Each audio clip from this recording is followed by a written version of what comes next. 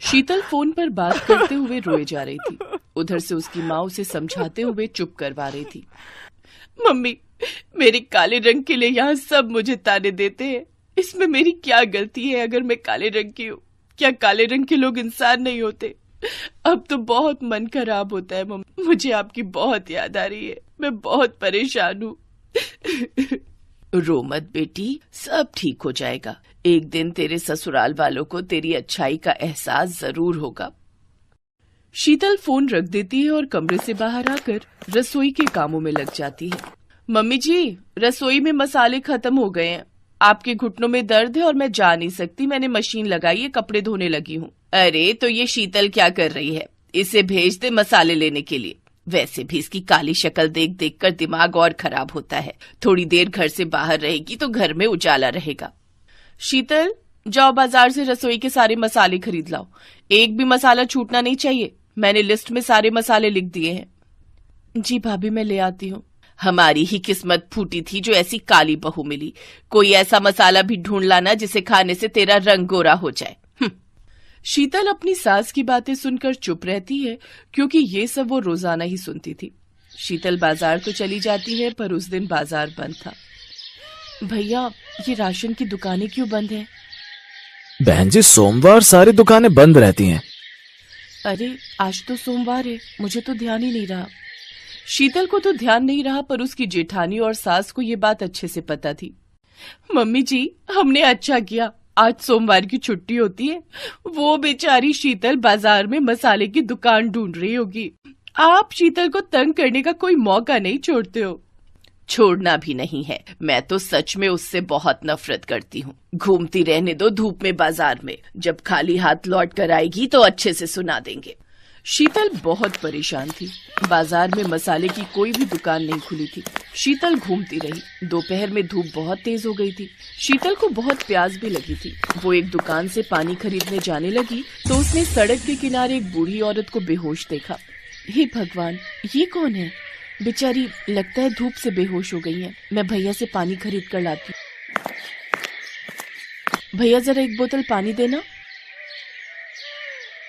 शीतल पानी की बोतल लेकर उस औरत के पास जाती है और उसके मुंह पर थोड़ी सी पानी के छींटे डालती है।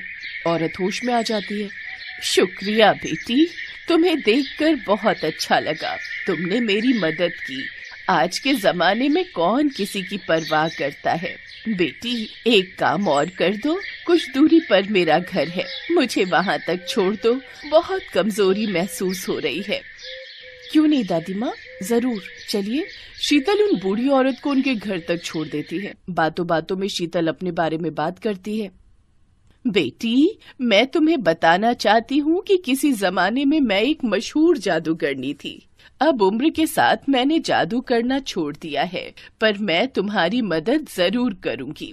बेटी, मैं तुम्हें जादुई मसाले दूंगी। उन मसालों के इस्तेमाल करने से घर पर सभी लोगों का व्यवहार तुम्हारे लिए अच्छा हो जाएगा। सब तुमसे बहुत प्यार से बात करेंगे और सब ये भूल जाएंगे कि तुम्हारा रंग काला है। इससे तुम्हारी जिंदगी में खुशियाँ आ जाएंगी। पर एक बात का ख्याल रखना बेटी, ये मसाले हमेशा जादुई रहेंगे, पर हर रविवार की रात इन मसालों का जादू काम नहीं करेगा। इसलिए तुम्हें बहुत सावधानी रखनी है। तुम्हें उस रात किसी के भी सामने नहीं जाना, नहीं तो फिर से सब कुछ पहले जैसा हो जाएगा। उसके बाद ये मसाले अपना जादू नहीं दिखा पाएंगे। मैं ध्यान रखूंगी दादी माँ। आपका बहुत बहुत शुक्रिया, आपने मेरी सारी चिंता दूर कर दी। शीतल वो जादुई मसाले लेकर घर आ जाती है। मसाले इतने सुगंधित थे कि उसकी सास और जेठानी कुछ बोल ही नहीं पाए। उस दिन सब्जी में वही मसाले इस्तेमाल हुए और जादुई मसालों ने अपना काम करना शुरू कर दिया। वाह, क्या सब्जी बनाई है शीतल बहू। चलो अब तुम भी बैठकर खा लो। सुबह से काम में लगी हुई थी। सारे सामान भी खरीद कर लाई हो घर के लिए। हाँ, बाकी की रोटियां मैं बना लेती हूँ। तुम भी बैठो और सबके साथ खाओ। शीतल हैरान रह गई। जादुई मसाले के जादू की वजह से उसकी सास और जेठानी उससे खूब प्यार से बात करने लगी। 3-4 दिन तक ऐसे ही रहा, पर जब संडे आया तो शीतल को चिंता हो गई। आज तो संडे है, आज रात मुझे बहुत ध्यान देना है। ऐसा ना हो कि किसी को पता चल जाए। मैं कमरे में ही रहूंगी। शीतल, मैं और बड़े भैया रात को शादी में जा रहे हैं। हम सुबह तक लौटेंगे तो माँ का ख्याल रखना। हाँ हाँ, आप चिंता मत करो। चलो अच्छा है आज रात ये और भैया शादी में जा रहे हैं। मैं चुप करके सो जाऊंगी, किसी को पता नहीं चलेगा और कल सब कुछ फिर से ठीक हो जाएगा। शीतल को तसल्ली थी कि रवि और उसके जेठ दोनों शादी में चले गए हैं। शीतल ने सोचा वो अपने कमरे की कुंडी लगाकर सो जाएगी ताकि रविवार की रात आराम से निकल जाए।